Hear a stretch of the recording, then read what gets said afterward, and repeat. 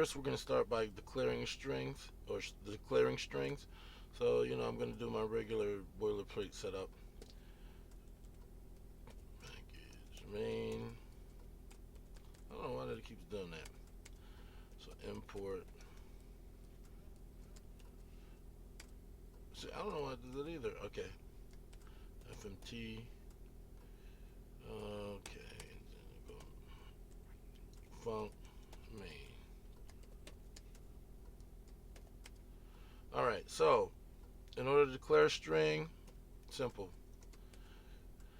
Declare the variable, use the assignment operator, and then we'll put hello world. Okay, perfect. We can print that out. FMT dot print line. We'll print S. Okay, perfect. All right. Let me run.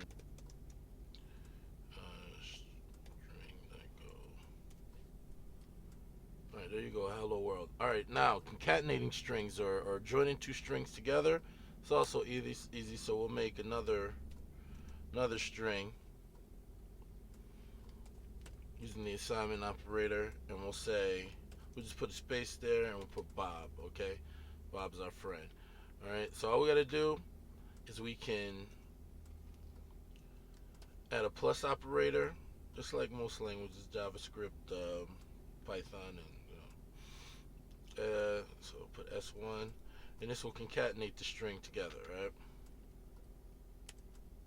Bam, we got hello world Bob. All right.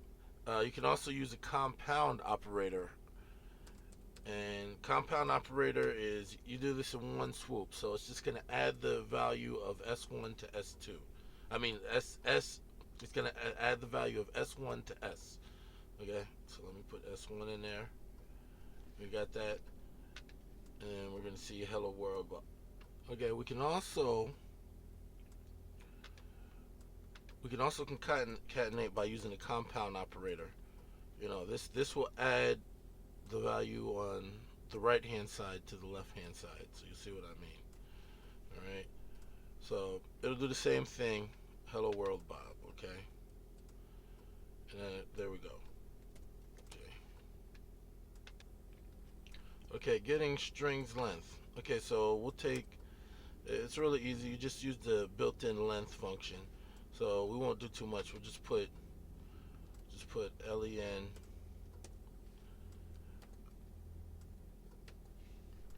around that,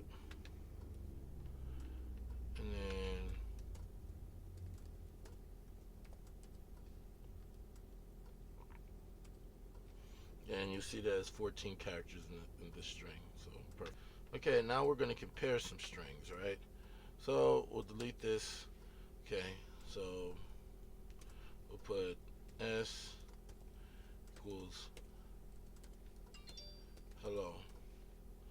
All right, and in order to compare strings, you're going to need the built-in strings package, but you will have to import it. Okay, so we got strings. All right, so we'll go over if statements later, but we'll do this. Okay, so we'll put if string, can't type, compare,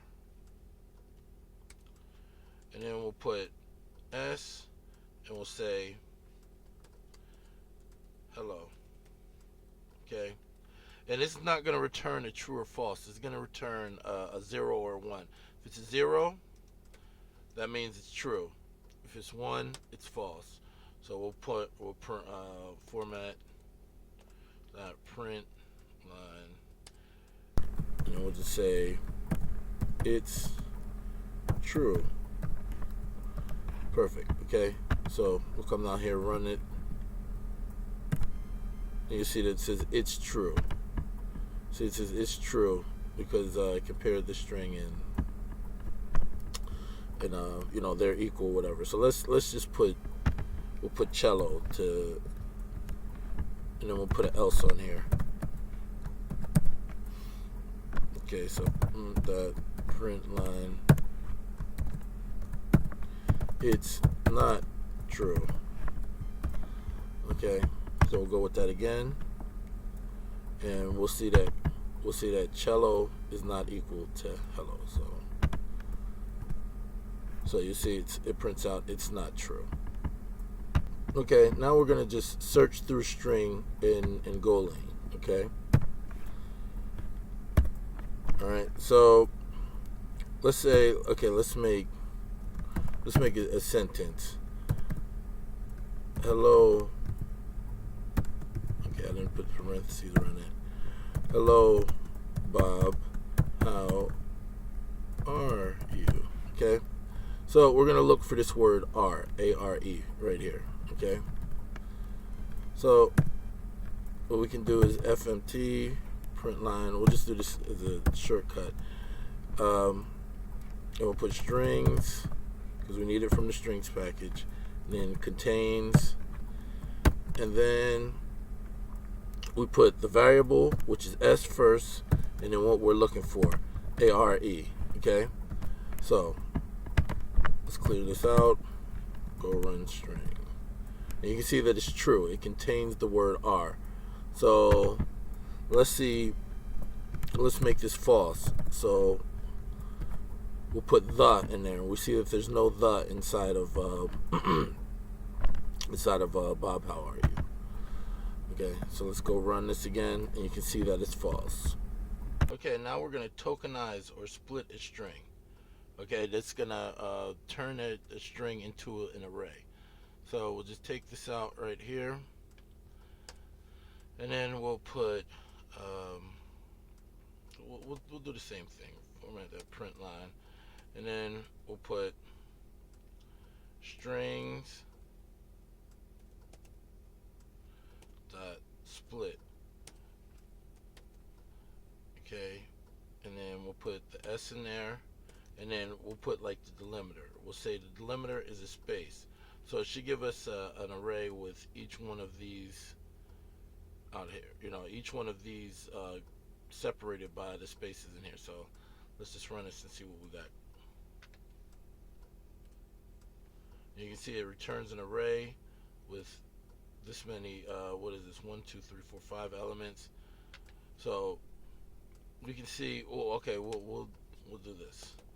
Okay, print line, and then we'll use our length function, and this will print out how many characters is in the line or in S.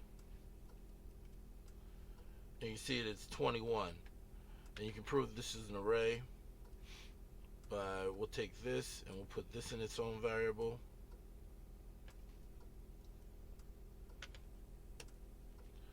So we'll put S array. Okay, and then let's just put that S array, and then we'll put T print line, and we'll put length of SAR. Okay, so perfect.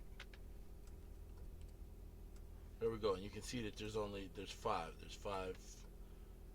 words in there. So this is how you split or tokenize a string. Okay, and lastly, what we'll do here is we'll put we will replace strings. Okay, so basically you'll replace the substring inside there, and there's a keyword for that, or inside of the strings packet there is the replace function. Okay, so let's go ahead with this, and okay, so print line, we'll go with FMT print line, and this will give you, we'll say strings S or strings dot replace S, and we'll put Bob, and we'll put Jane. So, and we can put -1, that'll replace all instances of let me put that S there, all instances of Bob and Jane. So if there was a Bob, we'll just put Bob at the end to demonstrate this. And then let's clear. and you can see that it replaced the 2 Janes there, right? You can also, you don't have to put -1. -1 you can put like one time if you only want it to happen one time, so it won't replace this last Bob. Okay, so we can see how that works. You can see it only got the first one, right? And then if you don't want to do this -1 at all, you can just do replace all. Okay,